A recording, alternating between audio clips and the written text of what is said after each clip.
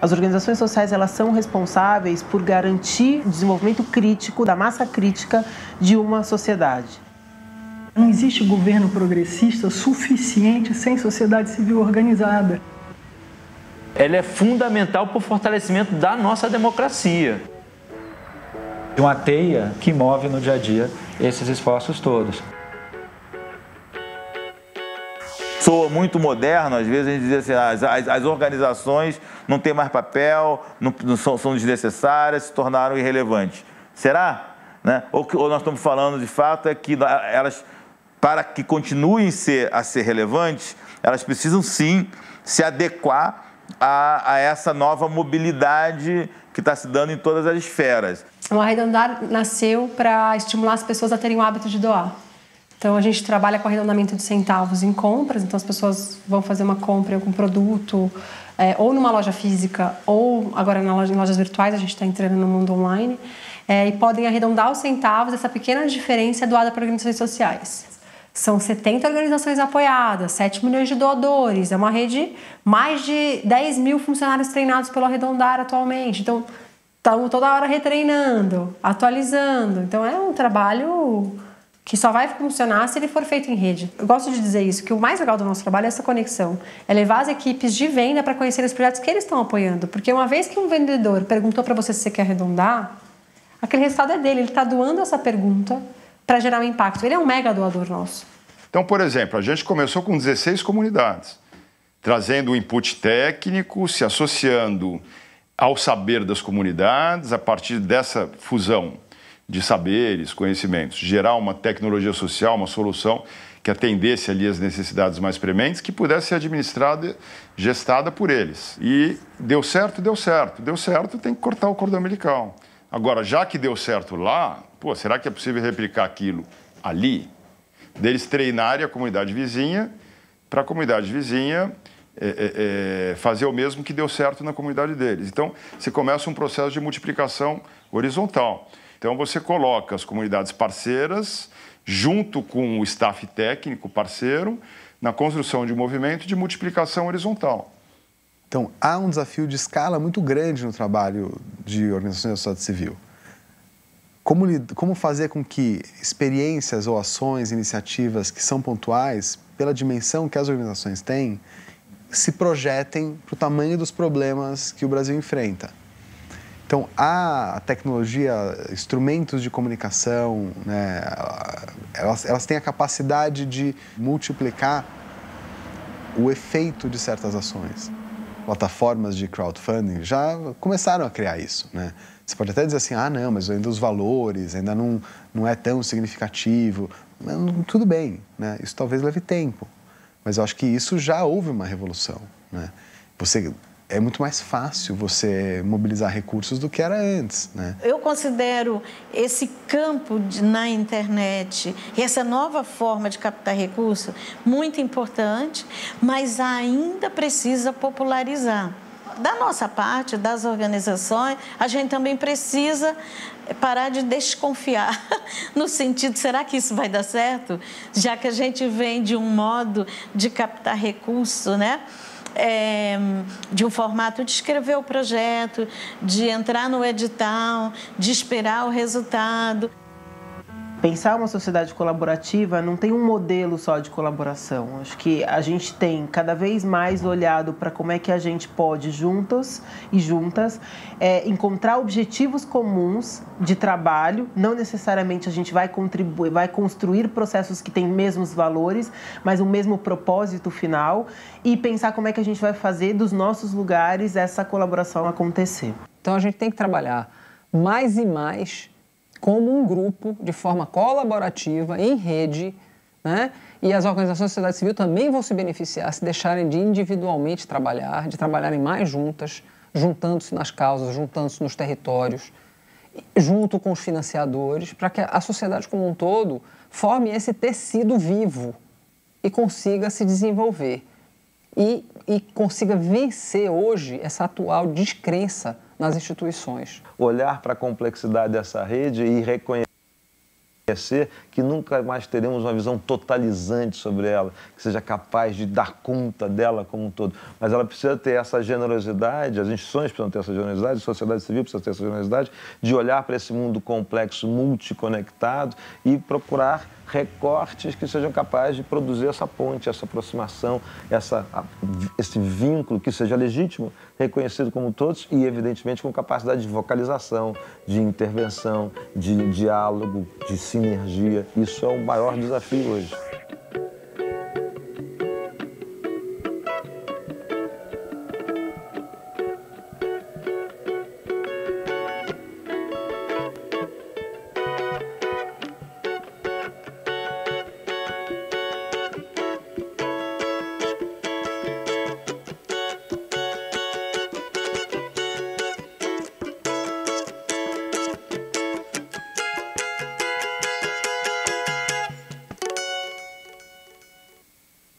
Então, olá a todos. A gente chegou à nossa última mesa do primeiro dia da jornada.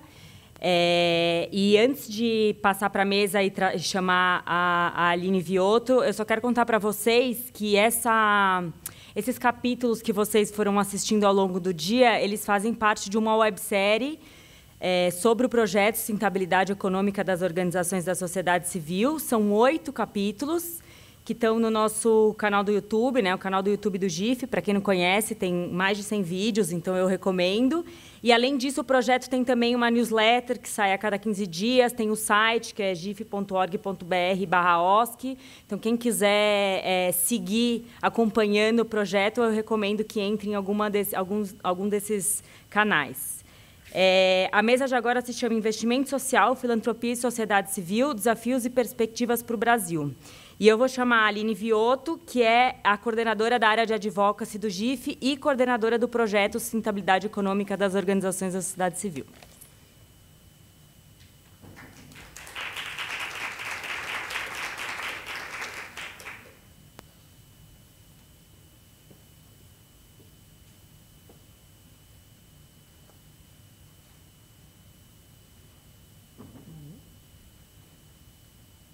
Alô?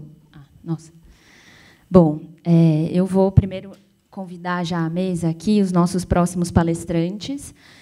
Então, vão estar aqui conosco a Ângela Dannemann, que é engenheira química, mestre em administração e especialista em avaliação de programas, que atualmente é superintendente da Fundação Itaú Social.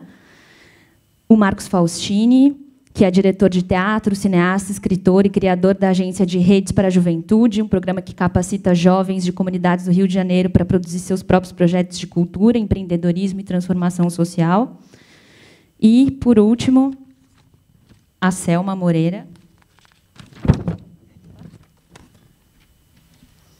que possui MBA em Executivo em Gestão e Empreendedorismo Social, especialização em Gestão Estratégica em Comunicação Organizacional e Relações Públicas e graduação em Administração, além de ser, atualmente, a diretora executiva do Fundo Baobá. Obrigada, agradecer a presença de vocês. Bom, acho que a proposta dessa mesa é justamente a gente falar de desafios e perspectivas, né? Não só para o ISP, mas no ISP essa relação com a sociedade civil.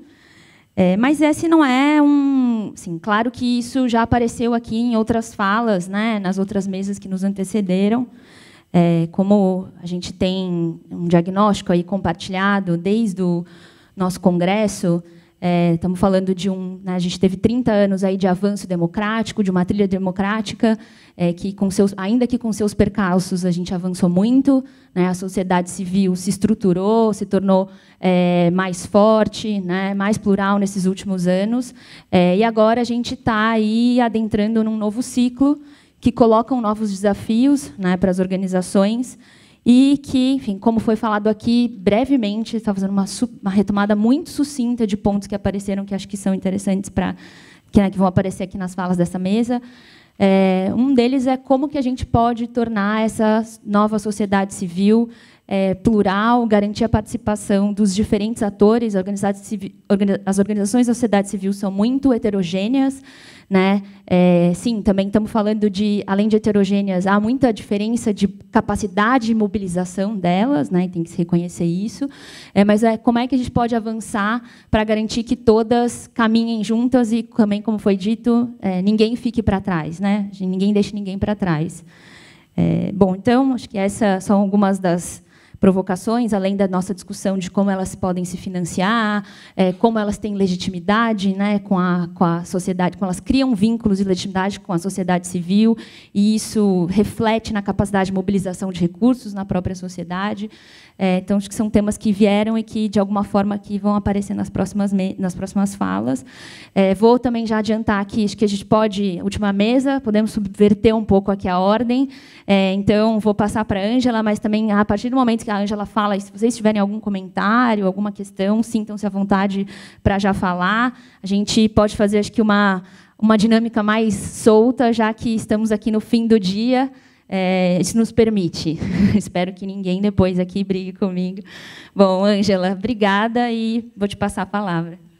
Ótimo. Obrigada, Aline. Boa tarde a todas e todos aqui presentes hoje, nessa conversa tão boa. Eu vou me levantar um pouquinho, porque, senão, eu não acompanho o ritmo aqui da apresentação que vai ser passada lá, né? Tá certo? Eu fui convidada aqui para falar um pouquinho nessa mesa tão boa, com essa companhia de Selma e de Marcos, além de você, Aline, que está nos moderando, sobre o lugar do investidor. A Fundação Itaú Social tem feito esse papel há muitos anos. Esse ano a gente está comemorando 25 anos de vida. E a gente nasce a partir de um programa que vem de dentro do Banco Itaú, que era um programa de ação comunitária que trabalhava com doações para organizações não governamentais na época, que hoje, pelo Marcos, são chamadas de sociedade civil. Você vai passando? Que ótimo. Melhor. Vamos lá. Eu, para começar essa conversa, eu vou trazer um pouquinho, eu sei que vocês viram muitos números aí, mas eu vou dar destaque a alguns pontos que, para nós, foram muito relevantes nesses últimos 2 anos, 17 e 18, quando a gente promoveu um grande redesenho do funcionamento da Fundação, sem perder o contato com sua origem. A gente começou a olhar e teve a grande alegria de ter algumas pesquisas vindo, muito importantes, como essa do IPEA, que está citada aqui, onde a gente vê um cenário que indica uma precarização enorme das condições de trabalho das equipes das organizações de sociedade civil. Existe um certo, vamos dizer assim, autismo histórico de exigir de organizações sem fins de lucro uma eficiência sem a devida estrutura, quando as organizações com fins de lucro precisam ter estrutura para ser eficientes. E aí alguns dos pontos importantes são esses que estão apontados aqui, que 83% delas, nesse levantamento do IPEA, está muito claro, 83% das pessoas não têm vínculo formal de emprego, o que significa, comparando com as escolas públicas, você tem uma rede pública inteira com professores temporários.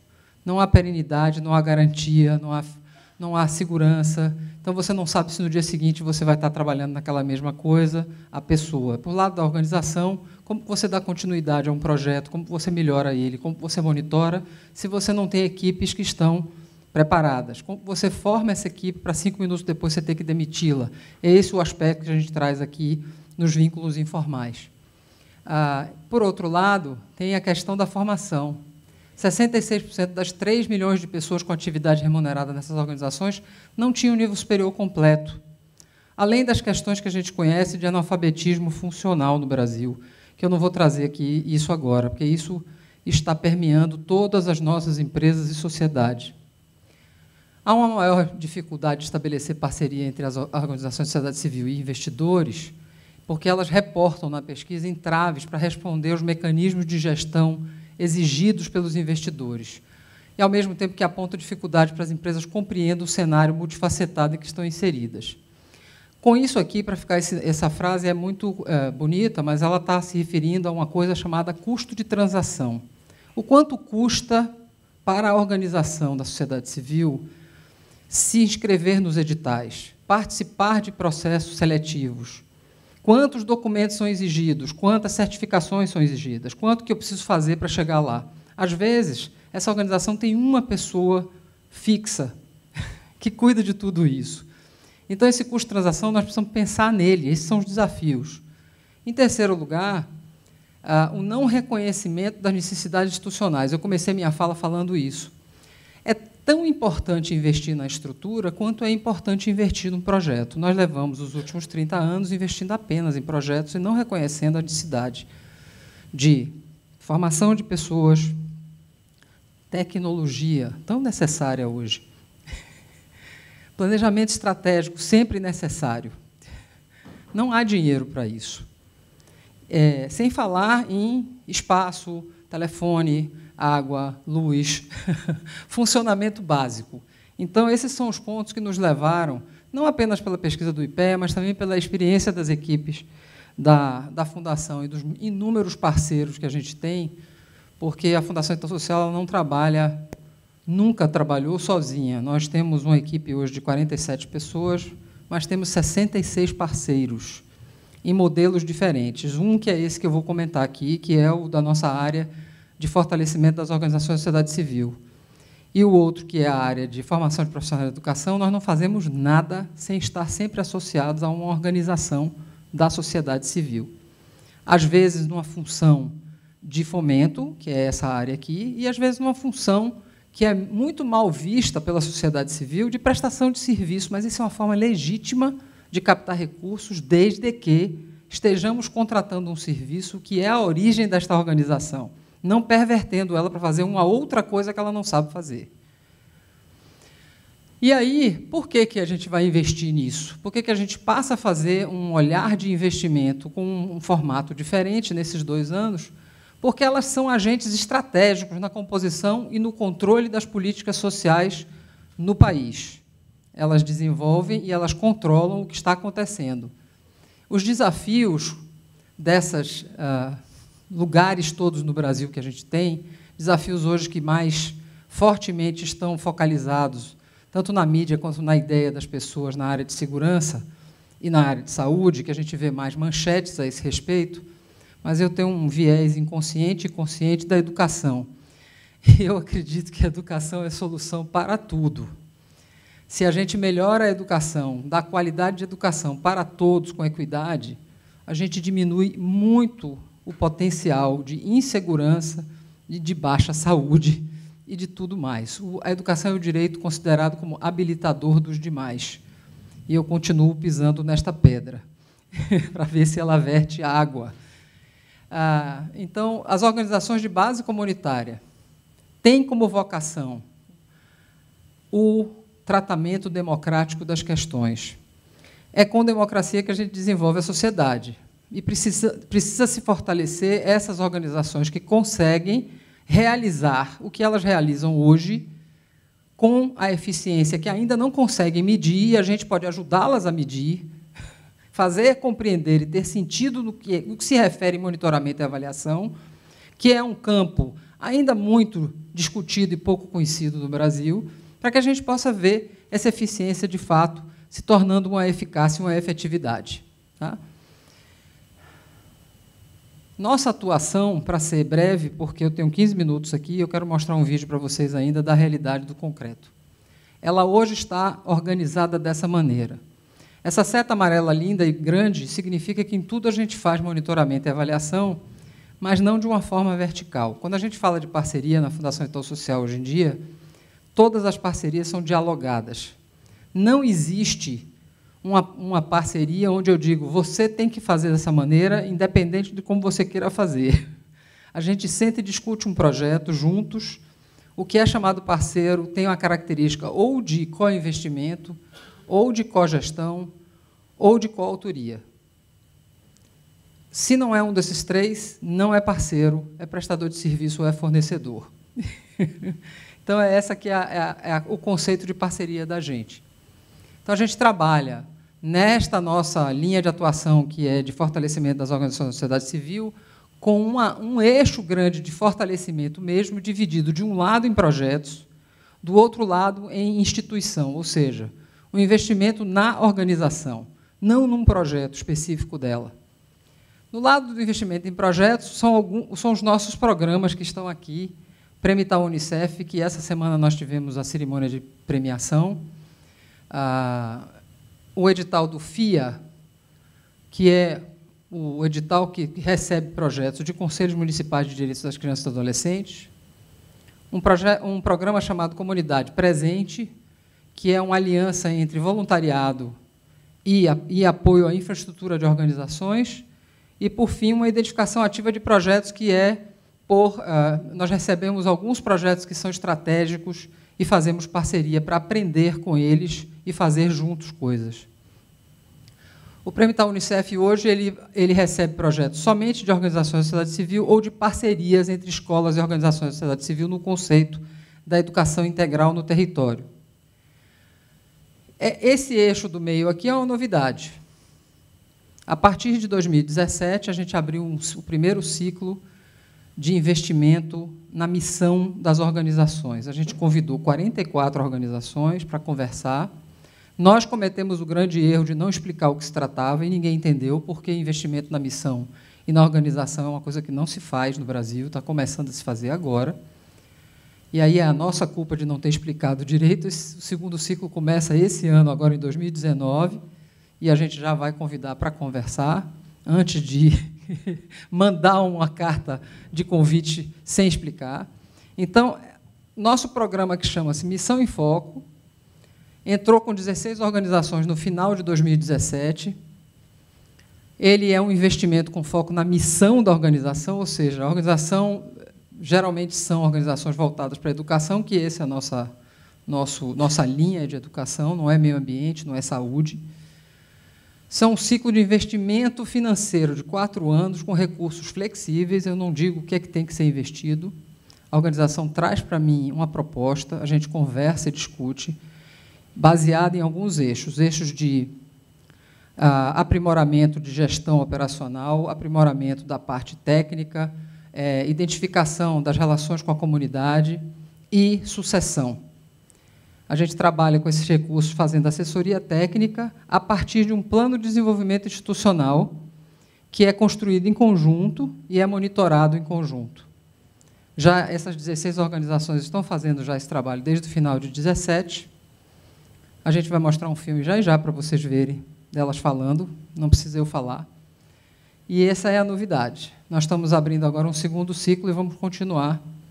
São investimentos de 4 a 5 anos, com depois uma expectativa de transbordamento dessas organizações para os seus territórios, com a função de mentorar outras organizações, de criar mais força no território, de criar desenvolvimento conjunto e redes.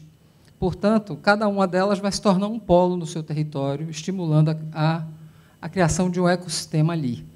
E muitas delas já fazem. A gente não está trazendo, nós não estamos trazendo nenhuma criação, nós estamos apenas querendo fortalecer e estimular.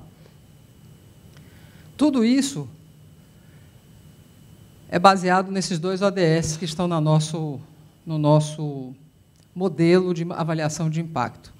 O ODS de educação de qualidade, tratando de desenvolvimento integral aqui, educação inclusiva equitativa e de qualidade, promover oportunidade de aprendizado ao longo da vida, que a questão do Brasil é baixa aprendizagem, e o desenvolvimento territorial para incentivar e promover parcerias público-privadas com a sociedade civil eficazes, a partir da experiência deles. Então, o que eu estou falando aqui é potencializar o que já existe, desenvolver o que já existe, com mais eficácia, com trocas efetivas também, a gente trazendo aquilo que a gente sabe bem, que é monitoramento, avaliação e gestão, eles trazendo o que sabem bem para nós aprendermos com eles, num trabalho de conjunto, de união, de rede. E aí eu vou pedir, se vocês puderem, passar o vídeo antes de eu terminar. Ok?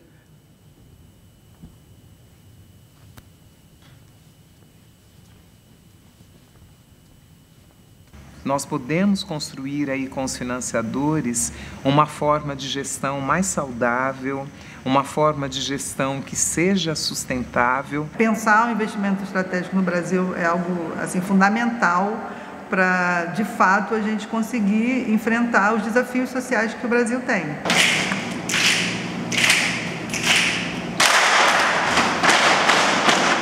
Um recurso que dê um pouco mais de impacto para vocês, sustentabilidade para vocês, para que vocês possam seguir com a missão de vocês, como vocês sabem bem fazer.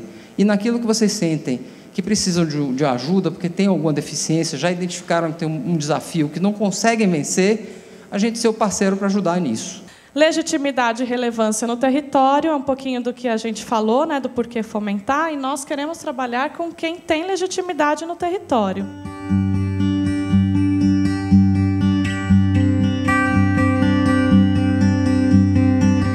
Quando a gente fala, a gente reorganiza as nossas dores. Então, poder sentar como equipe, olhar para as fragilidades, para os desafios, é um jeito da gente aprender a aprender. Pegar uma instituição financiadora, né, que sai da lógica de ficar financiando pequenos projetos, coisinhas, pulverizando recursos, e pensar em instituições que têm uma potencialidade, uma energia, uma história, né, de luta, de transformação, né, e apoiar a instituição. É um investimento de liberdade que a gente sonha há 14 anos, né? Mostrar junto com parceiros o que a gente criou, o que a gente construiu, o que a gente, sobretudo, aprendeu juntos. Como é que uma comunidade descobre que ela pode cuidar de si, do seu entorno e do mundo melhor? Afinal, sem nós, esse país estaria muito mais difícil de viver.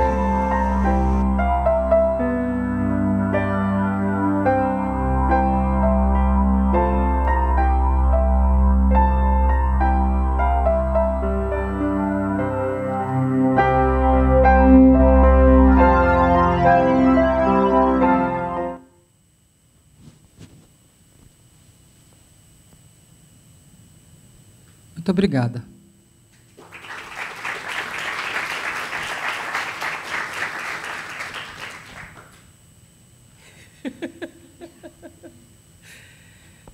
Esse filme foi feito em parceria também. Foi a equipe da Quilombo junto com a Jambeiro, jovens que aprendiam audiovisual. É tudo feito assim lá, não tem nada que não seja feito. A gente já estava querendo saber quem era também. Bom, fica o convite, então. Não sei se alguém quer fazer algum comentário ou quer fazer alguma pergunta. Se a gente já passa para a próxima fala. Eu, de fato, daqui não dá para enxergar se tem alguma.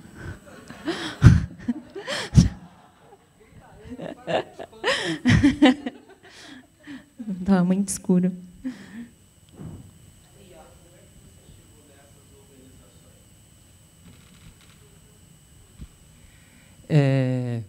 Eu já trabalho com isso há 25 anos.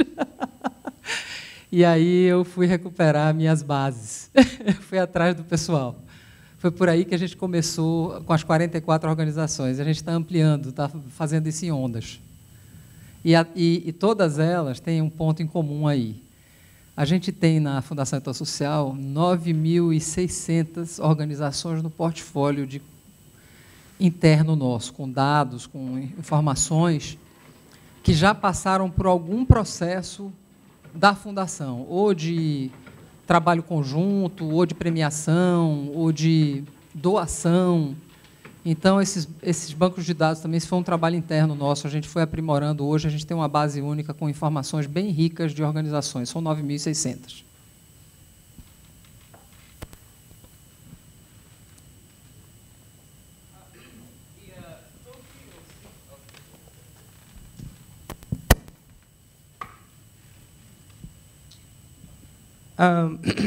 Olá.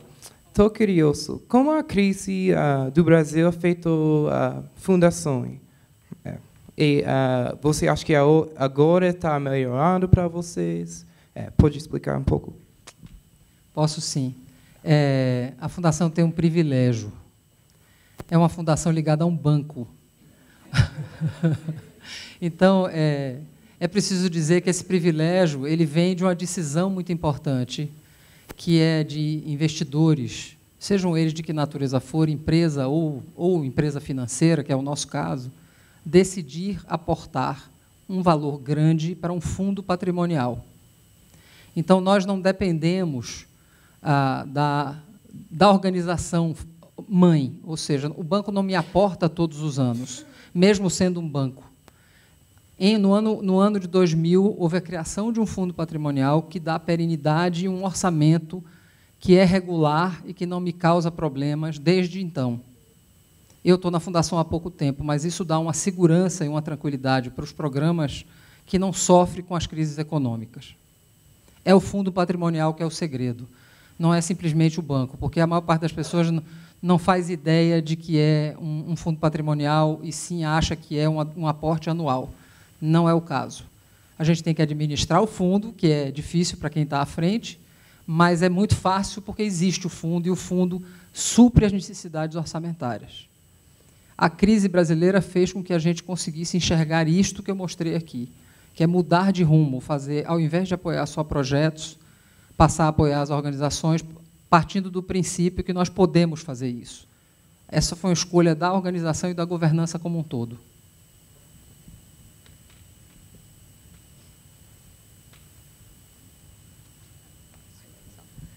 Então, vou passar a palavra aqui para o Marcos Faustini, nosso próximo debatedor.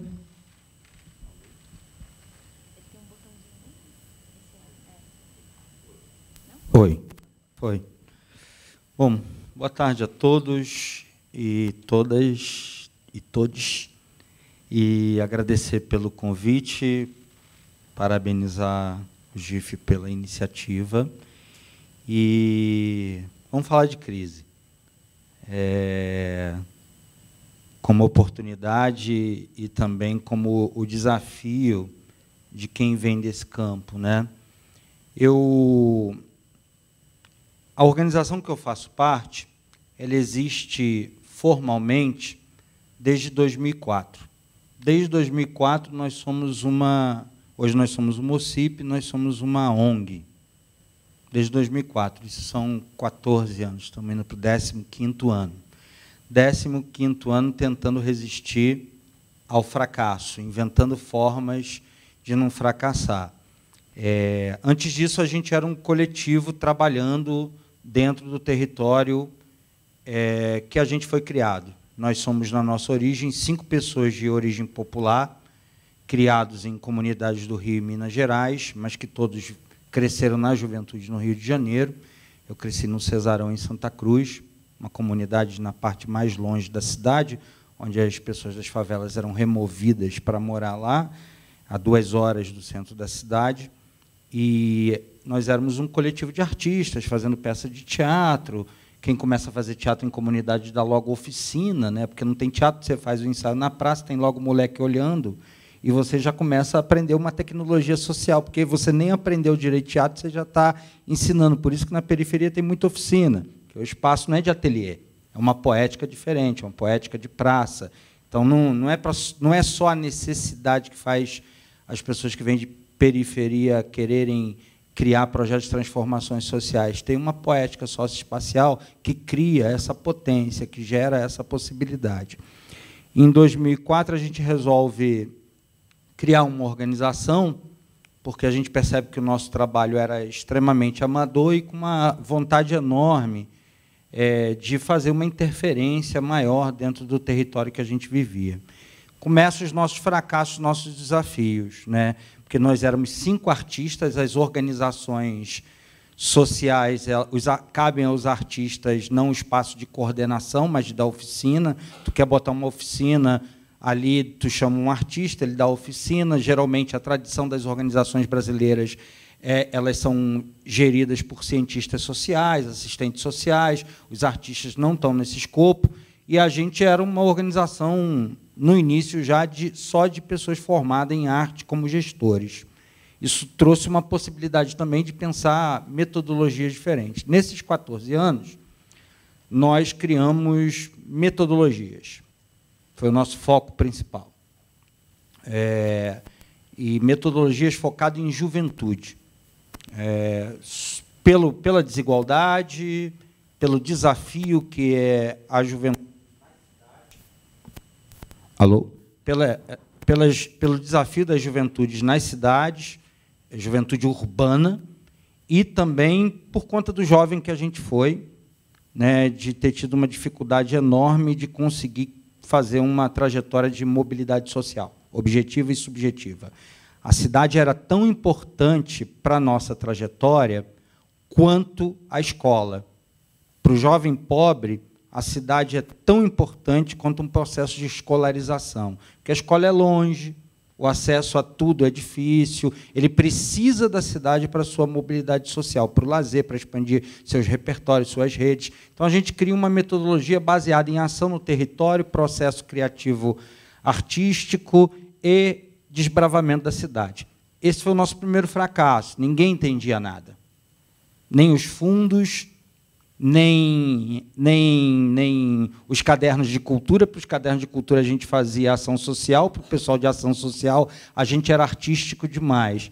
E a gente criou uma escola de cinema em Nova Iguaçu, que gerou uma quantidade de novos cineastas que hoje estão trabalhando aí no mercado, inventando novas possibilidades de produção. Essa escola existiu durante 11 anos, e foi a primeira metodologia que a gente criou, depois em Nova Iguaçu, em 5 bairros de Nova Iguaçu, trabalhando em parcerias com escolas, criando uma metodologia baseada no tripé palavra, corpo, território. E depois a gente cria uma escola de teatro e cria a agência de redes para a juventude, que esse ano, para encurtar, a agência mobilizou 1.600 jovens do Rio de Janeiro, debatendo política dentro da casa desses jovens em favela. A gente queria quebrar o mito de que juventude de favela não debate e que é perigoso debater dentro da favela, porque tem milícia, tem tráfico. Então, a gente criou uma metodologia de debate dentro dessas casas, foram 1.600 jovens, 13 jovens como líderes, mobilizando esses 1.600, e esses debates resultaram em ações que a gente apoiou com dinheiro as ações desses jovens, desde ações contra assédio na cidade, a ações de jovem tentando resgatar jovem de volta à escola. Essa foi a atividade fim, porque a gente percebeu também que o debate sobre renovação política no Brasil estava muito branco, estava muito startup, estava com um corpo social muito nesse campo, e a gente queria botar uma voz desse campo de popular. A metodologia da agência ela é hoje replicada em Londres, Manchester, Belfast, com jovens imigrantes. Isso foi desde 2011 que a gente faz esse intercâmbio em comunidade com jovens, para que eles comecem a sua vida na cidade como liderança. A gente apoia pequenos projetos, que depois se tornam projetos dos jovens autônomos. Na Providência, por exemplo, a gente apoiou um projeto de uma jovem que mapeou todas as grávidas. Hoje ela é uma ONG importante dentro da Providência, jornal comunitário na Rocinha. O princípio é tratar esse jovem de favela com confiança, botando dinheiro na mão dele, trabalhando ele como líder, tratá-lo como um criador e não como aluno. Jovem de classe média, geralmente, a gente trata como criador, a gente tem paciência com ele, e o jovem de favela, a gente quer que ele seja logo um cidadão depois de 3 meses de curso, e a cidadania que a gente dá para ele é ele repetir um jogral de cidadania e não exercer a sua subjetividade. E redes na cidade. Esses são os princípios da metodologia, fora os exercícios. É um desafio enorme, todo ano a gente precisa construir... avaliar os editais que existem para construir a existência dessa organização, geramos emprego, temos problemas de prestação de conta, fomos aprendendo ao longo disso e continuamos existindo. Então, acho que esse campo, e aí colocando 3 pontos já para terminar, que eu imagino que está indo terminar, esse de onde eu falo, né, quem sou eu. São pontos importantes que me parece, é que a ideia de sociedade civil, nesses 14 anos, trabalhando como um dos dirigentes dessa organização, focado, eu penso as metodologias e a estratégia, me parece que sociedade civil é uma coisa, movimento social é outra, e, às vezes, a gente embaralha tudo. Né? A sociedade civil ela identifica um problema na sociedade, essa é a minha visão, e ela produz um exemplo de solução. O movimento social tem causas estruturais para transformar. Eu me coloco assim, eu participo de movimento social como cidadão, mas a minha organização é da sociedade civil.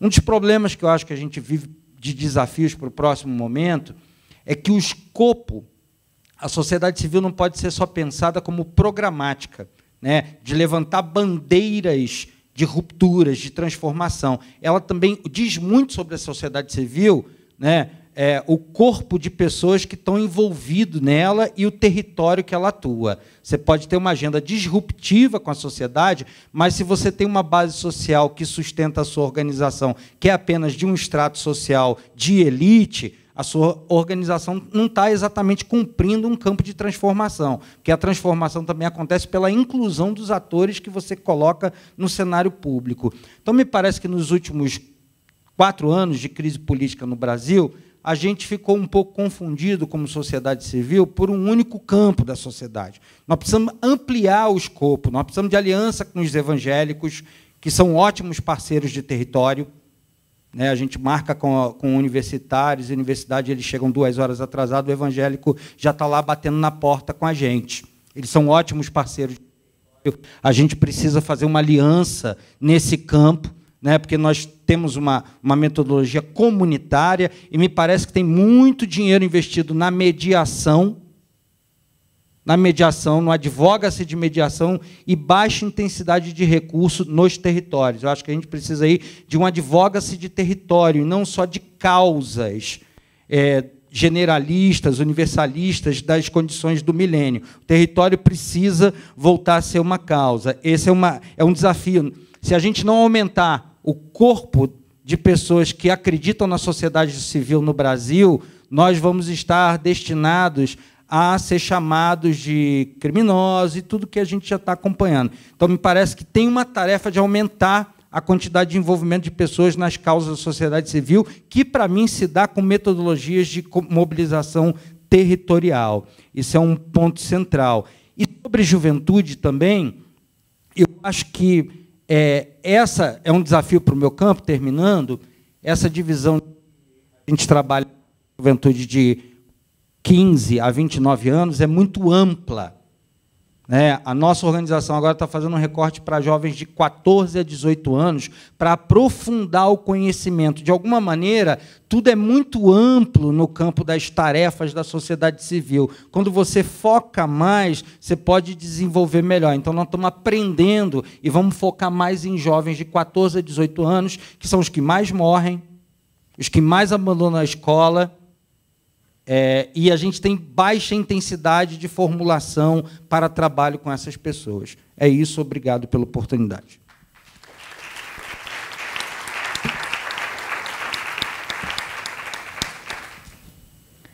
Obrigada, Marcos. E aí, também, de novo, se vocês quiserem fazer algum comentário, enfim, alguma pergunta, a gente pode abrir novamente.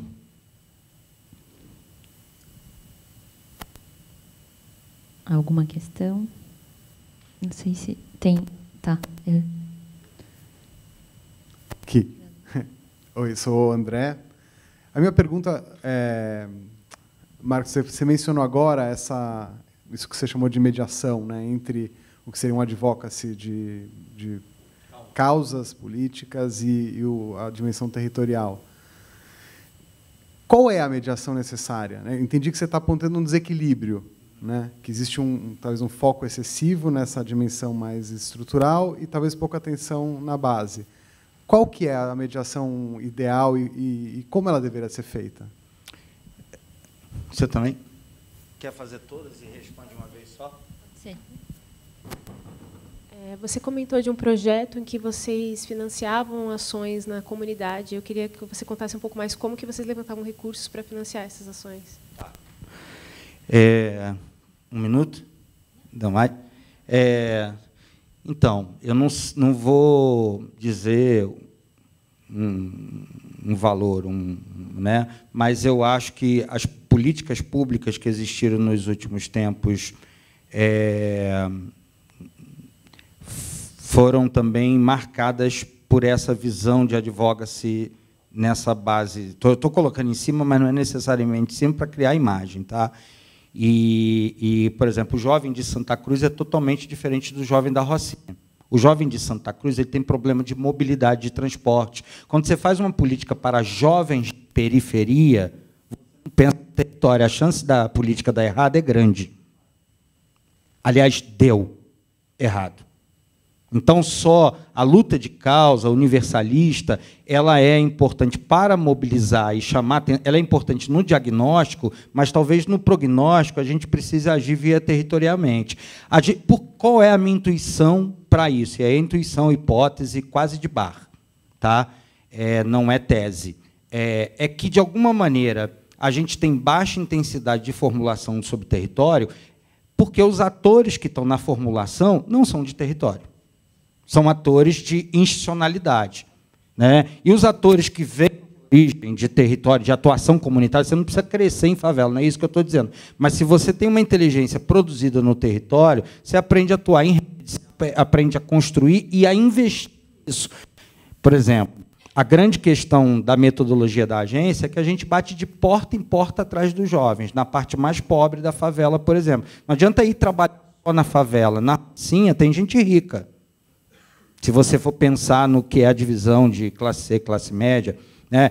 E para dar certa solução num território, para você poder criar uma mobilidade no jovem de um ponto A para um ponto B, você tem que misturar esse jovem com a diversidade de jovens dentro do território. Então, você bate na parte mais pobre do território, depois você vai na igreja, você vai na praça, à noite, no horário que o jovem está, mas só produz isso se você tem ação no território. Então, eu acho que tem pouca formulação. O território vira só o lugar do projeto, alvo, e não da construção da formulação. A política toda, o maior exemplo dessa tragédia no Brasil, Minha Casa Minha Vida, que bota as pessoas para morar a quilômetros, repetindo o que aconteceu com a minha família quando foi removida ali nos anos 70 da favela da Macedo Sobrinho, no Maitá, e jogada para morar no Casarão, em Santa Cruz, longe de tudo. Quer dizer, o custo para a minha mobilidade social foi aos 30 anos só, mesmo trabalhando, eu fui aluno de ONG, fui Teologia da Libertação, fui punk, todo esse bagulho.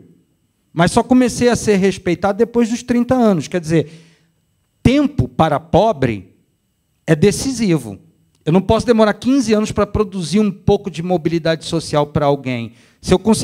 Por que a gente resolveu criar metodologia? Porque metodologia encurta o tempo da diminuição da desigualdade, e isso é central. Eu acho que tem baixa formulação sobre isso. Os atores comunitários são convocados apenas para tocar nos eventos, para tocar tambor, ou para dizer que a sua organização tem que melhorar em gestão, ou para serem colocados no olha que gestão, olha que prática bonita, intuitiva, comunitária. Tem uma inteligência de uma geração que criou organizações na periferia e que produz metodologia. Eu acho que esse é um desafio, né? E acho que, terminando, falta no campo do advoga-se para o desenvolvimento de territórios. Talvez Mariana não tivesse acontecido isso se a gente tivesse ONGs de defesa daquele território com lupa ali. Eu acho que precisamos ter uma chave não só para as causas que a gente tem no Brasil, mas para escolher territórios de vulnerabilidade e reunir inteligências para aquilo ali, do poder público a tudo. Não sei se eu respondi. E a gente bate de porta em porta, pede a ideia de um jovem, qualquer ideia que ele pode ter, que bata com o desejo dele, não sonho, quem dá sonho é Xuxa e Luciano Huck. Nós trabalhamos com a dimensão, e Freud, nós trabalhamos com a dimensão do desejo. Onde você deseja está, onde está o seu desejo, que jovem pobre parece que não tem desejo, né?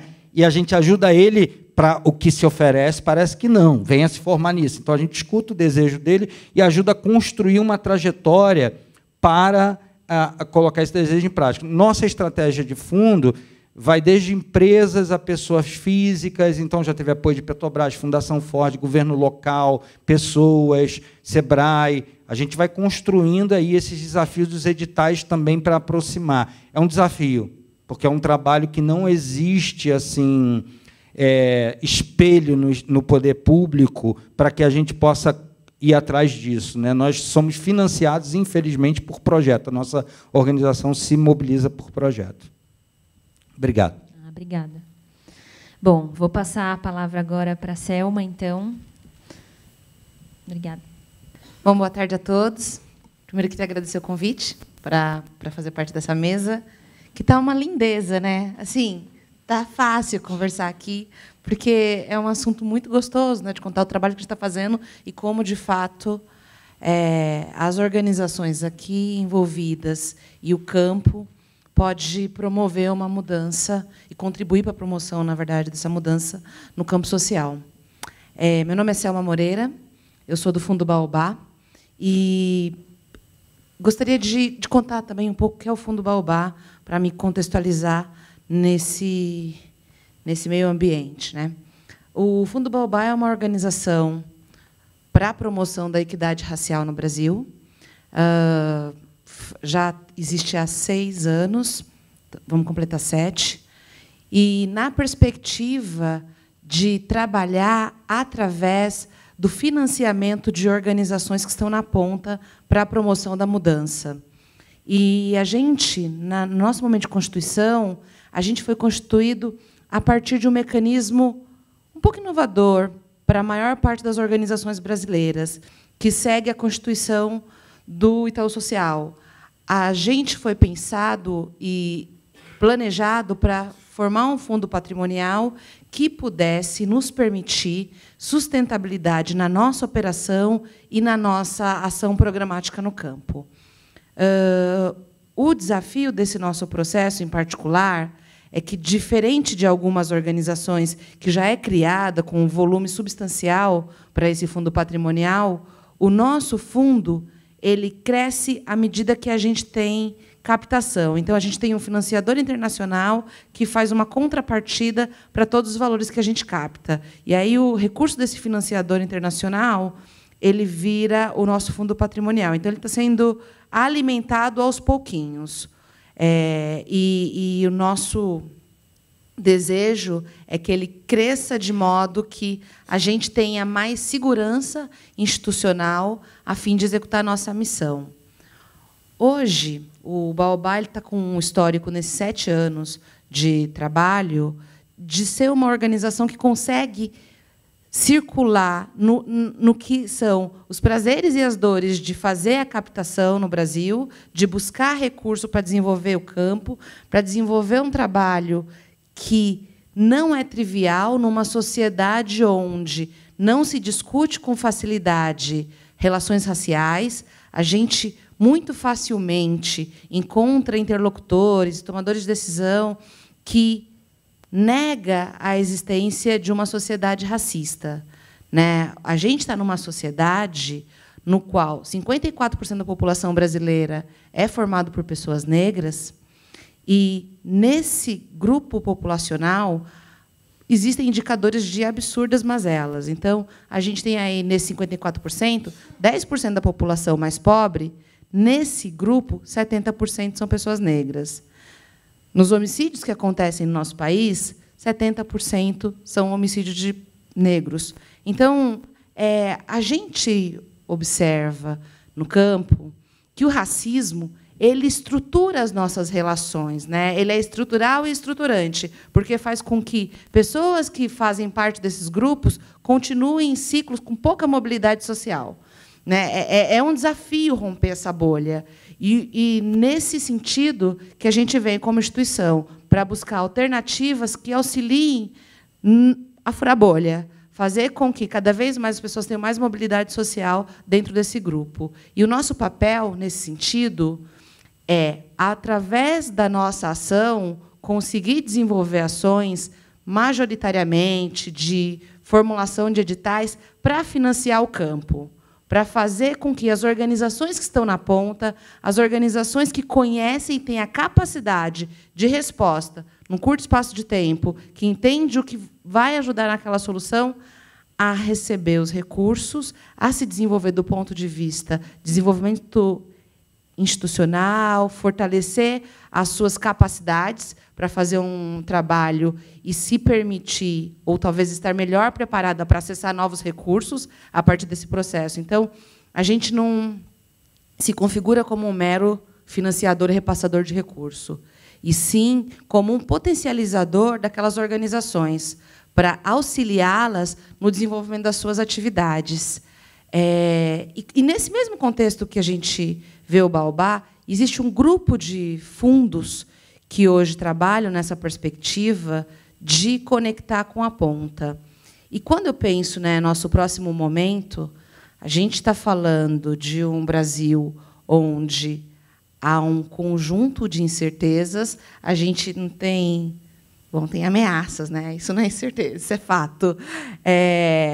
Acerca do tratamento de ativistas, de quem está na ponta, de lidar com pautas especificamente que fazem jus a direitos humanos. Então, como é que a gente, agora, olhando para frente, se mobiliza como sociedade civil, se mobiliza como organizações que estão, né, no campo da filantropia, do investimento social privado, para gerar recursos que suportem e deem segurança de operação para essas organizações, para que elas não desistam de resistir, para que a gente dê o suporte necessário às pautas, às lutas. E eu acho que é importante, fundamental, conseguir garantir protagonismo, o processo de fazer junto, de construir junto, mas de entender que a sabedoria está ali no campo. Quem sabe o que melhor funciona é quem está na ponta, é quem está executando, né? Quem milita naquela área. Então, eu acho que esse processo ele é fundamental e muito saudável para que as organizações cada vez se sintam mais apropriadas, empoderadas, e nesse mecanismo que a gente consiga, isso é um grande desafio em termos de Brasil, porque às vezes a gente olha quem trabalha na área social e fala, bom, um monte de gente boazinha, né? Então a gente não necessariamente precisa remunerar adequadamente. Aí a gente vê esses indicadores de como é a forma de contratação, quem recebe como. Então, nossa meta não é fazer prosperar a miséria, né? Prosperar formas inadequadas de contratação de trabalho. Então, como é que a gente também, no nosso modelo, a gente fortalece sem precarizar essas organizações, entendendo qual é a demanda do campo e auxiliando nesse processo? Não é uma equação fácil, né, para ninguém. E por isso que, junto com isso, eu volto e reforço como é importante, mesmo com todos os desafios que a gente viu aqui hoje, a formação de fundos patrimoniais, porque são organizações com capacidade de sustentabilidade econômica para suprir o campo. E em momentos no qual, talvez, governo, outras instituições resolvam... A gente já passou por isso aqui no Brasil, né? Organizações que tiram recursos e vão aplicar em outros países, em outras praças. Então, assim, é importante que a gente consiga fortalecer o nosso campo, fortalecer organizações que atuam nesse aspecto, para responder com rapidez às nossas demandas, que são inúmeras, né? Das mais diversas. Eu falei aqui das questões raciais, que é um tema que atravessa a sociedade brasileira, né? Se a gente for discutir educação, a gente vai falar de relações raciais. Se for discutir saúde, a gente vai falar de relações raciais, encarceramento, enfim. Esse é o nosso Brasil, né? E isso é fundamental. É fundamental que a gente observe essa sala e perceba, puxa, quem está aqui? Quem está participando? Quem tem a oportunidade de estar nesse espaço de privilégio e participar dessa conversa? Então, para mim, é fundamental que nós e todos vocês consigam incorporar esse tema, tanto no momento de pensar nas suas ações, né? Eu costumo dizer com muita frequência que, quando a gente está falando de Brasil, mas aí minha pauta é trabalhar direito à cidade, minha pauta é trabalhar saúde, qualquer que seja a pauta, a gente está cruzando esses assuntos. Então, é fundamental que a gente tenha cada vez mais uma população que não diga, tipo, não, eu não sou racista. Eu tenho até uma pessoa que vai lá em casa, que é quase da família, que eu gosto tanto. Não é suficiente. É importante que todo mundo observe as relações que são construídas no microambiente, no macroambiente, na equipe e nas ações que são desenvolvidas para fora, na comunidade. E que, nesse sentido de análise, que seja feito uma decisão consciente de ser antirracista. E antirracista significa promover ações afirmativas em prol de uma conexão e de um mundo mais justo, inclusivo para todo mundo. É disso que a gente precisa e para isso que eu conto com vocês, todos.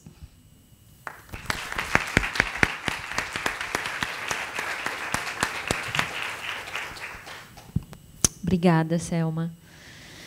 Bom, comentários, perguntas?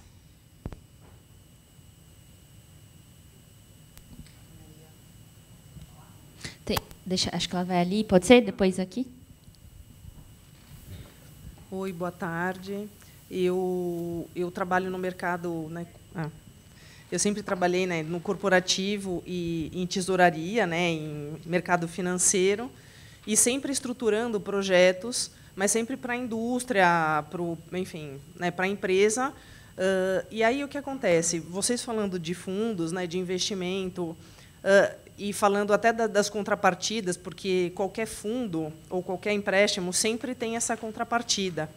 Então, assim, eu estou perguntando porque eu sou absolutamente leiga no investimento social, e é um assunto que me interessa bastante, dado que eu trabalho com outros projetos. Então, assim, eu queria saber essas contrapartidas, assim como, por exemplo, falando, né, de projetos dentro de comunidade, a gente sempre leva assim projetos culturais, né? Só que, por outro lado, eu vejo assim, hoje é tão difícil a gente se sustentar como artista. Sei lá, eu tenho vários amigos artistas que vivem de teatro, fotógrafos, que vivem da arte, só que, infelizmente, não conseguem nem se sustentar. Então, assim, eu queria saber, desde a ponta da contrapartida de um investimento social, assim como projetos que realmente dê uma sustentabilidade econômica para esses jovens de comunidade. Aí a pergunta é para os dois, né? Assim, como que consegue permanecer, né? Bom, não sei se eu estou falando. Que nem, por exemplo, você comentou, né, do investimento do Itaú, né, do Itaú Social. Quando tem no final, você fala assim, teve essa parte colaborativa de pessoas que fizeram um filme para a nossa apresentação. Aí a pergunta é, essas pessoas que trabalharam, elas foram remuneradas? Sabe, assim, porque sempre assim, infelizmente, eu tenho uma dor meio de artista, assim, porque o artista nunca ele é remunerado, é sempre uma coisa assim, é um job que nunca é remunerado, sabe? Então, é por isso, eu queria saber, sei lá, um mix de tudo. Obrigada.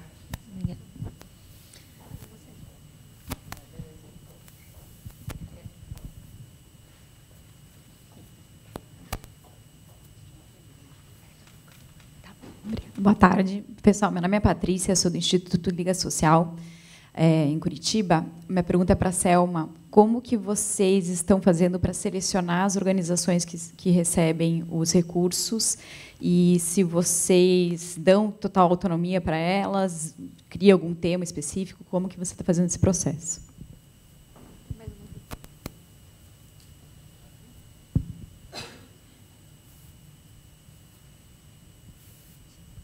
Obrigado. Eu vou só para provocar, em cima do tema investimento social, filantropia e sociedade civil, queria ouvir, se possível, à vontade de vocês três, por que nós temos tanta dificuldade de ter uma cultura de doação no país? Eu vou pegar, como, por exemplo, o Itaú, salvo engano, tem mais de 80 mil funcionários. 90 mil. Quando fez a fusão com o Unibanco, chegou a 110 mil funcionários. Assim, números de imprensa. Mas as grandes empresas... Acabou de aparecer, essa semana teve o Dia de Doar. Por que nós não temos uma campanha nas grandes empresas multinacionais? Por que a gente não consegue engajar de dentro para fora? Começando com o exemplo das próprias famílias. E aí eu pego o Eli Horn, da Cirela, que tem aí o único exemplo assim, mais consistente que eu conheço, de doação de 60% do patrimônio em vida, com 10, 11 braços, com embaixadores, que é um exemplo fenomenal, mas, salvo engano, é o único com projeção, ou pelo menos que eu conheça. E só mais um comentário, pegando aqui o nosso amigo Marcos, e também serve para a mesa toda, métricas de medir, métricas robustas de medir resultado. Isso me incomoda em todos os projetos. Acho que até a Ângela falou que tem pouco profissionalismo, mas como é que se mede? Como é que você garante alguma efetividade para gerações, ou que você planta sementinhas que vai ficar para aquela família? Estou falando de mecanismo de saída, não de entrada. Entrar é fácil, em qualquer projeto social, inclusive o governo é sinônimo disso. Você tem mecanismo de entrada, de saída quase não tem. E como é que vocês enxergam isso? Obrigado. Posso começar? Então, tá. Bom, primeiro, objetivamente respondendo dos mecanismos de financiamento, o fundo patrimonial... Existem especialistas que talvez possam detalhar isso até melhor do que eu, mas, dentro do conhecimento que eu possuo, existem vários mecanismos para a organização de um fundo patrimonial. Então, você pode pensar desde um mecanismo que tem a ver com um fundo exclusivo, como os produtos do banco. Então, você aporta o seu recurso ali, um grande volume, e aí esse recurso vai ser gerido de acordo com os especialistas financeiros que são responsáveis pelo gerenciamento daquele valor, né, daquele fundo. E aí tem toda uma tramitação em termos de governança para garantir os processos adequados para essa gestão. E o Brasil é bastante rígido nesse sentido. Existem leis da CVM que obrigam um conjunto de relações de poder, e de mando, e de quem tem mandato para mandar a informação, outro executa, enfim, tem um conjunto aí para não dar um bololô nesse meio de campo. Um outro modelo é ter um contrato que funcione para ter uma conta vinculada, no qual o banco funciona como o responsável fiduciário por aquele recurso. Então, ele faz o gerenciamento daquele recurso. O mecanismo, no nosso caso, não sei os outros, mas o mecanismo, no nosso caso, e para a grande maioria dos fundos patrimoniais que eu conheço, fundo patrimonial é um recurso para ser perene. Sendo esse um recurso para ser perene, é importante que, quanto maior o volume, melhor, porque a gente só pode retirar o rendimento, exatamente, deduzido dos pagamentos de impostos e outras tarifas de serviço daquela operação bancária. Nosso caso é 5% dos rendimentos, até 5% dos rendimentos. Então, é importante que seja um volume bem gerido, para que esse recurso financeiro trabalhe para você também, e que o volume... quando ele é um volume significativo, isso gera um retorno que permite aí uma operação com mais liberdade, né? A não depender de novos investimentos o tempo todo para operar. Então, isso especificamente sobre o fundo patrimonial. Tá? Sobre os nossos processos de seleção, como a gente capta, vincular... Estão ligando. A gente capta recurso, faz de conta, captei R$10.000 para fazer um projeto. E esse projeto tem a ver com mulheres negras. Esses R$10.000 captados para mulheres negras, a gente vai desenhar um programa que vai ter a ver com edital e vai abrir uma chamada pública. Esse processo de seleção a gente faz considerando quem são os especialistas dessa área. Então, a partir das premissas que foram colocadas no edital, a gente faz um processo de seleção, seleciona esses projetos, e aí a gente faz um processo de acompanhamento desses projetos. Os 10.000 captados, no caso específico do Baobá, gera uma alavancagem de contrapartida que vai para o fundo patrimonial de 30.000, porque eu tenho um financiador que, para cada R$1 que eu capto, ele coloca outros 3 no fundo patrimonial. E a intenção vamos ajudar a acelerar a cultura de doação, principalmente no Brasil. Se eu capto recursos nos Estados Unidos, na Europa, em outro lugar, é 1:2. Então, a intenção é que, se cada um de vocês entrar no site do Baobá e falar, vou doar R$10, eles vão colocar 30. Então, esse o nosso mecanismo de alavancagem, e o processo de gerenciamento dos projetos é sempre vinculado com qual é o tema. Então, a gente trabalha majoritariamente dentro dos nossos temas educação, desenvolvimento econômico e também direito a viver, que tem a ver, nesse caso, com as questões da vida, da violência, violência da mulher negra, homicídios contra jovens negros, esse tipo de assunto. E aí, uma coisa que conecta com a sua última pergunta é como é que a gente faz. A gente tem o viés e o mecanismo de entrada, e é difícil ter o de saída. O que acontece para a maior parte dos financiadores hoje, para o nosso caso especificamente, a gente ainda tem um recurso muito limitado. Então, esse recurso limitado faz com que a gente faça projetos mais curtos. E esses pequenos projetos, a gente faz financiamento de pequenos projetos, raramente gera sustentabilidade para essas organizações, para que elas possam se fortalecer o suficiente e tocar suas próprias ações sem depender o tempo todo de captar novos projetos. O mecanismo da maior parte das organizações que estão no campo é financiamento para projeto. Financia uma grana, faz um projeto. Quando tem grana, tem projeto. Quando não tem grana, não tem projeto. Esse é o ritmo mais recorrente. Então, um pouco do que a Ângela falou, de projetos institucionais de fortalecimento de longo prazo, eu acho que o segredo está por aí. E, dado tudo que a gente ouviu aqui hoje, né, acho que tem enrolado um movimento de fortalecimento institucional das organizações, que tem a ver com a não precarização daquelas pessoas que vão atuar no campo. Porque, se você tem melhores profissionais, pessoas bem remuneradas, essas pessoas vão ter capacidade de executar um trabalho bom na ponta, e o recurso destinado para o trabalho ele é o suficiente ou o mais adequado ao que é a demanda. E como a gente está sempre no ritmo da escassez, né, assim, é sempre não suficiente, é um pouco. Então, acho que esse é o dilema da nossa economia mesmo. Quem agora? Bom,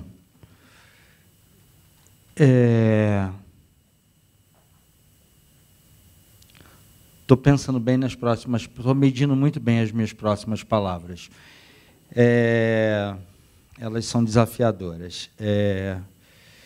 Acho, primeiro, existe sempre uma criminalização de projetos que estão na ponta do ano, que eles deem resultado de sucesso. Nós não somos, com todo respeito, reality show para promover o sucesso de ninguém. Quem promove sucesso, essa ideia de sucesso, da pessoa mudar de vida, é uma cultura televisiva de celebridade. Nós estamos atuando para modificar relações que possam contribuir numa mobilidade social, num lugar de cidadania. Então, assim, nós não estamos descobrindo empreendedores, nós não estamos descobrindo líderes que vão se tornar sucesso, e, às vezes, eu vejo uma lupa nos projetos sociais dessa maneira maior do que com a indústria, maior do que com quem recebe mais... A indústria do automóvel recebe mais isenção. A conta de luz de um circo no Rio de Janeiro é muito maior proporcionalmente do que uma indústria de carro. Então, há uma criminalização, inclusive jurídica, além desse outro campo de lupa, em cima de projetos que trabalham com o campo social. Então, acho que tem que tomar um cuidado assim, e colocar em que campo a gente está trabalhando. Eu poderia citar vários exemplos de casos que a gente conseguiu produzir uma mudança de lugar de um jovem, ou que entrou para a universidade, ou que criou uma organização, ou que foi trabalhar numa ONG, ou que virou uma cineasta, como a Yasmin Tainá, vários deles que vocês veem no jornal. Eu poderia dar vários exemplos que passaram pela agência e colocar isso como indicador de sucesso. Mas eu prefiro, por exemplo, assim, junto com a Universidade de Stanford, a gente criou uma avaliação dos projetos e da metodologia, junto com a Queen Mary, e agora junto com o Departamento de Economia da Universidade do Rio Grande do Sul, que a gente analisa os impactos na compreensão de quem passa pela metodologia. Eu acho que essa sistematização é uma contrapartida para a sociedade que a gente dá. Como melhorar o trabalho de projetos de cidadania, de políticas públicas. Eu diria que eu vejo nos projetos sociais da sociedade civil mais eficácia do que políticas públicas de governo. Eu acho que isso já bastaria como contrapartida para um recurso tão pequeno. O que a gente trabalha, por exemplo, assim, no fundo, não é um fundo que a gente criou, mas faz parte da metodologia, o jovem ganha R$10.000 para investir nele durante aquele tempo que ele quer criar um projeto. E o projeto não é para ele criar uma ONG depois, é para ele... O que a gente identificou é que o jovem pobre que começa a vida podendo ser líder de um projeto, ele tem mais chances de continuar estudando ou de produzir mobilidade do que se ele for só aluno. Essa é a descoberta da classe média. Né? O filho da classe média vem de um Braulio na hora do recreio no São Vicente, que é uma escola particular no Rio de Janeiro, ele é chamado de empreendedor no segundo caderno. O menino de origem popular faz isso no trem, é chamado de informal. Nós criamos esses mecanismos de legitimação e de estratégias para o jovem pobre poder começar da mesma maneira. Isso ajuda na diminuição da desigualdade e numa diversidade de soluções na sociedade. Né? Eu acho que essa é uma contrapartida, oferecer para a sociedade, de nossa parte, metodologia. Falta metodologia na sociedade para diminuir a pobreza. Você pode criticar o Bolsa Família, isso e aquilo, mas foi a primeira vez que você vê é isso ser colocado no orçamento, o dinheiro chegar sem mediação nas pessoas, precisava de vereador, mas até que teve vereador que pegou, enfim. E só colocando, eu acho que parte da minha trajetória eu pude fazer, porque mesmo vindo de periferia, eu era branco. Em alguns lugares eu imitei a classe média, estava um head ali, sabe, um negócio aqui você imitava. A minha organização é composta, e a metodologia da agência é composta de 51% de mulheres negras, sempre. É um recorte que a gente faz. Tem diversidade, mas tem 51%. E acho engraçado, quando a gente discute essa coisa também, porque não é levantar troféu, mas acho que tem alguns desafios que devem ser colocados simbolicamente, né? Quem dirige a parte financeira da organização que eu faço parte é um negro, velho, homossexual que fala, gay.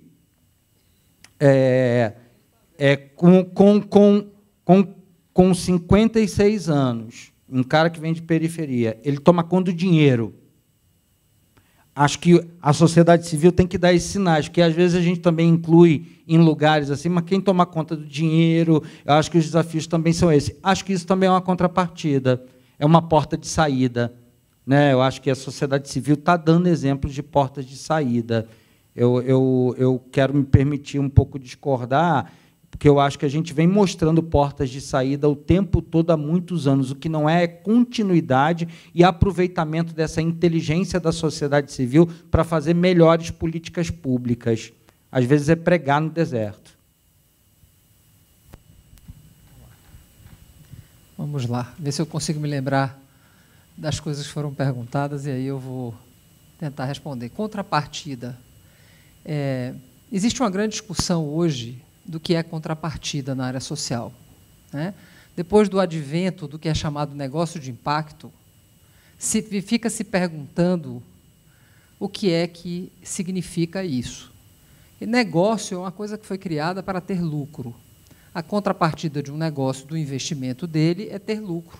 Se ele não tiver lucro, ele fecha. Ponto. Se o banco dá um empréstimo para alguém que não paga, ele fica devedor e o banco aciona e fale o negócio. Quando a gente está falando de um negócio de impacto social, a gente precisa saber o que é que se quer mais. É o retorno financeiro ou é o impacto social? Essa é uma discussão que está em curso hoje nas discussões desse tema. Quando a gente vai fazer um investimento social, a palavra quer dizer o seguinte: eu quero promover algo de desenvolvimento social. Então, a contrapartida que eu desejo de quem eu invisto é que ele faça aquilo que foi combinado. Se é um projeto, que está combinado no projeto. Se é uma organização, ou eu vou investir no Baobá, a minha intenção ao investir no fundo do Baobá, ou a investir num projeto que o Baobá capta para ter a contrapartida do 3-1 de uma organização que faz isso com ela, é que ela invista naquilo que ela me propôs e eu veja isso acontecer. Daí o monitoramento e a avaliação. O monitoramento nada mais é do que acompanhar e controlar. Essa é a contrapartida que eu desejo. A questão é, nem sempre as contrapartidas são claras. Historicamente, a gente teve dificuldades de entender isso, porque a gente tem uma sociedade que ainda circula na base da pirâmide de Maslow. Para quem conhece, é a base da sustentabilidade. Ainda não tenho comida, eu não tenho casa, eu não tenho como me manter. E tem questões que não têm estratégia de saída em resposta a você. Se você tem um projeto que está apoiando questões gravíssimas de saúde, que vão sempre precisar de recursos a mais. Você tem um exemplo maravilhoso aqui na cidade de São Paulo, mas tem em outros lugares também, que é o GRAAC. É um hospital público que não cobra nada para crianças com câncer que precisam de tratamento. Tem muito mais demanda do que vaga. E aquilo é recurso doado. A estratégia de saída ali são crianças curadas. É isso. A gente precisa também ter esse olhar um pouco mais generoso para os desafios do nosso país. Nós não moramos na Suécia, nós moramos no Brasil com as dificuldades que nós temos. E é preciso ter mais clareza nesse assunto. Então, quando a gente fala de financiamento na área social, e a gente vai fazer um investimento social, é exatamente para quê? Qual é a contrapartida que eu espero?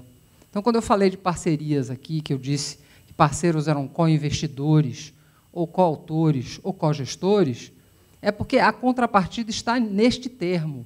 Nós vamos fazer juntos, você é autor. Eu serei coautor com você. Ou, o que eu desejo de você é que você seja autor comigo. Se você tem o dinheiro e eu serei o autor, eu vou remunerar seu trabalho. Quando você fala tem artistas que não são remunerados, no nosso caso isso não existe. A gente não chama ninguém para prestar um serviço, para estar presente, sem uma remuneração, que isso não está correto. Então, o Quilombo 23 foi chamado, junto com a produtora de vídeo, para trabalharem juntos, porque os meninos aprendem a fazer filmagens, e essa produtora se propôs a trabalhar junto com eles, fazendo mais aprendizagem. Essa foi a contrapartida que eu pedi do meu fornecedor. Eu vou lhe pagar, mas você vai fazer mais isso aqui. E eles deram essa contrapartida. Não porque os meninos sejam fracos, mas porque eles estão aprendendo.